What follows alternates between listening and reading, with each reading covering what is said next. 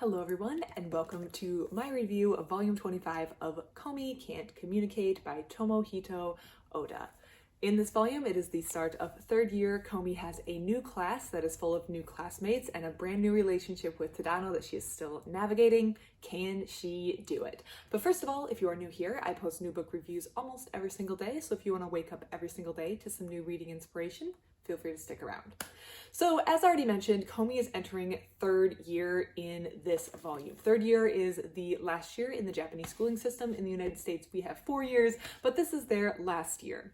Because she is going into a new year, she has a new homeroom, so new class, new classmates, except Tadano, who is in her class, and lots of new opportunities. Of course, that is true whenever you start something new. It's kind of unsettling. You have to get to know everyone, and you have a lot of opportunity because you don't know what could happen.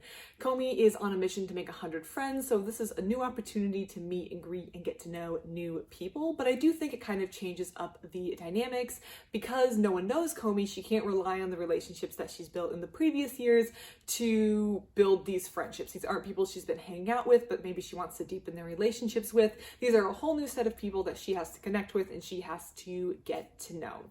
So after they start their homeroom introduction, everyone goes to some sort of assembly at the high school to kind of welcome in the new year, and the student council president, or is it the board, someone important decides that they're going to start off the new year with a little bit of an icebreaker adventure game, which is, they mentioned a different brand in the book, but it's a Nerf gun style war. So for those of you who, for whatever reason, missed something in the last 20 years, the Nerf guns are the ones that have like the little foam bullets so they don't hurt, and they're bright orange, they're bright yellow, you cannot mistake them for a real weapon, and you just shoot people with them and it doesn't hurt. I'm going to interrupt my telling of the story right now to just say that some people in some stuff I was reading online felt like this was weird, but my school actually did this for like student activities nights. They would let us move furniture around and shoot each other with Nerf guns in like a war. It was just really popular. I also grew up in a very rural area and I went to a very small high school. So maybe that's why that was not weird to me. I didn't bat an eye at this. I was like, yeah, that's super fun. That's what I did in high school. Apparently no one else did that. So I'm sorry you missed out. That was very fun. So the war breaks out, they're divided into teams, and all the teams are trying to win this little Nerf battle as an icebreaker to the new year. This also gives us an opportunity to show off old personalities that we've gotten to know in the last 24 volumes, as well as introduce these new personalities that we're getting to know. I think there's also a lot of introduction and discussion on the younger classes, like class 1 or year 1 and year 2, because Komi and her class are now at the top of the school. Overall, I had some positive things to say about this volume, so we're going to start with the positives. First of all, I like the new classmates, of course. I always like to get to know new people, and I think third year has a lot of opportunity. Because it is the last year, there's naturally going to be some of that deepening of relationships, wondering where the relationships are going to go. There's also that third year excitement. This is graduation, this is thinking about your future, this is thinking about next steps. So it is a very exciting year because it is their last year in the school system. So I think there's a lot of potential for year 3 that can be developed coming out of this.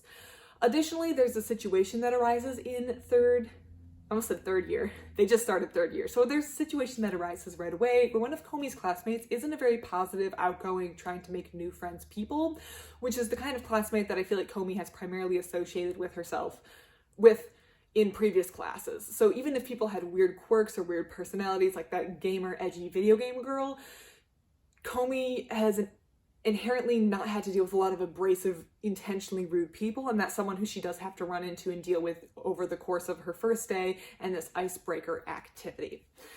Now we are going to get into the negatives, or the things I didn't like in this volume, because overall I did think that volume 25 was one of the weaker entries in the series. So there's one new classmate that I don't like, and I think if you read this series, you're going to know exactly who I don't like in the new classmate.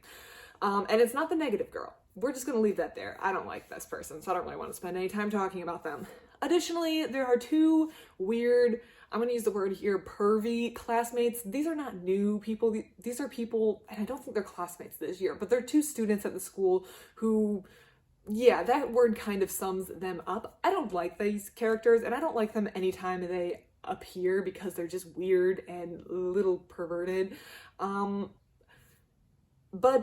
I'm guessing they're in here for the fan service because I definitely gather that fan service on this series is huge. So I do not engage with anything regarding the mangas that I read online, because people are weird on the internet. And I definitely gathered, though, from what other people told me, that there's a lot of fan service around this series, and there's a lot of interesting art and interpretations online, which, if that's your thing, whatever, it's fictional, whatever.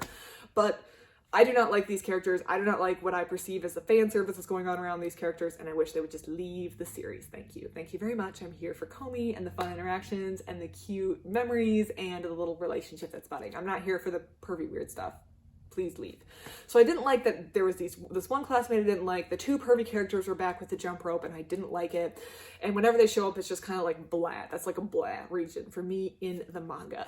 The second thing is more of an overarching thing. It doesn't talk about any specific person, but that is that despite this is cohesive, this whole volume focuses on the first day of high school, the first day of third year, and that's always an exciting day. I remember I liked school, so maybe I'm a little weird, but I liked the first day of school. It was kind of like who's new, who's back, seeing people you haven't seen since last year, starting a new school. There's a certain energy that's there on the first day. So despite this cohesive time being represented in volume 1, this first day of school, the volume didn't feel cohesive at all. I felt like we never got like the plot flow going, and so it didn't feel cohesive, which I don't think any of the other volumes, despite being less cohesive in terms of the plot or the episodes that were being shown, felt this uncohesive. So this entry, this volume, which had a cohesive timeline for the story being told in this volume, was not cohesive. And other volumes, which had more of a skipping around plot or time jumps or just little episodes, felt more cohesive. I hope I said that correctly. It did not feel cohesive, and I felt like we never got going.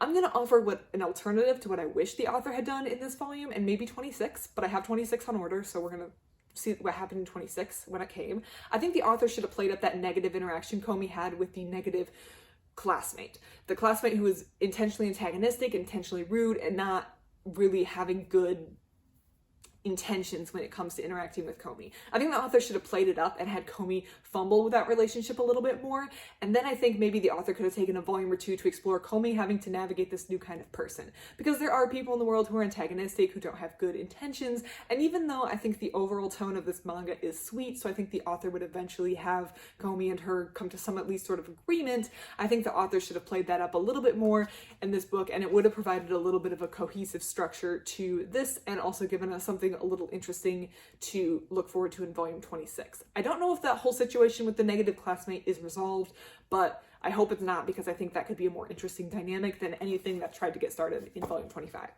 But I just received notice that my volume 26 did come into the library. I do need to go down and pick it up. I do need to drive and pick it up. So we will see what happens next in this series. Please let me know what you thought about volume 25, if I'm way off base, if you like the characters that I don't like, or if you have any comments or suggestions, even if you disagree with how I thought volume 25 went. I love to receive the comments, so please put it in the comments below. Otherwise, thank you so much for watching, and I hope you have a great rest of your day.